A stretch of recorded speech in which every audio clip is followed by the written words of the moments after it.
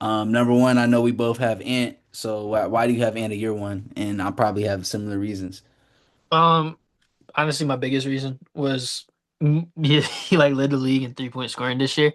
On top of everything we know he's great at, like getting to the rim and all that. Yeah. I was super impressed because I don't think a lot of times you see a guy like optimize his shot diet. Like I know it's like kind of a nerd way to talk, but he removed some of the long mid range shots and took more threes, and it worked out for him. Yeah.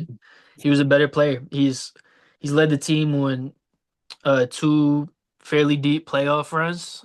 Um, has had a really good team around him, and I think is well constructed too. So it's like I don't think that's the end all be all. Like Devin Booker, I think even though he's had some good players around him, I don't love their roster construction. And I think yeah, his roster construction definitely helps him, but he's the primary initiator of that team, and there's not a lot of scoring punch other than him on that team. Like even though there are players I like on that team Yeah. who fill their role, especially defensively, he is their offense. And I think him being able to put up 10 threes per game and shoot 40% from three, I thought that really helps out the rest of his team as far as spacing goes, and it helps him out because he's not. It's harder to double you from three than it is like in the mid range, and it's like feel me, like it's just it helps you as a player like open up the floor, and it helps Yeah. the team around you. So that's why I have him at one. I think he's um very good offensively, and his playmaking is getting a lot better too. He's becoming a way more complete player, and he's becoming a way smarter player. I still think his defense is a little bit overrated by people. I think it's good, and when he needs to be, it's super locked in. But a lot of people talk like he's an all league defender. I don't think he is that yet. I think when it comes time to it, smack the floor and like do what he needs to do to get a stop. Yeah. But that's not really what you see the full game with him. But when you shoulder that much of the offensive load and you have that many great defensive players around you, I don't think that's what he needs to do. So I'm not really worried about it. But I think he's the best shooting guard in the league, and I didn't really have to think twice about it. Yeah. I mean, to your point, definitely I feel like he's growing into the best shooting guard in the league.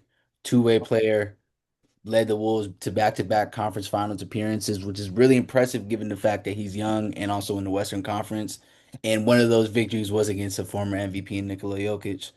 Um, so the fact that he came off a year like that increased his three-point shooting to 40%, like you said, um, while also being a great two-way player.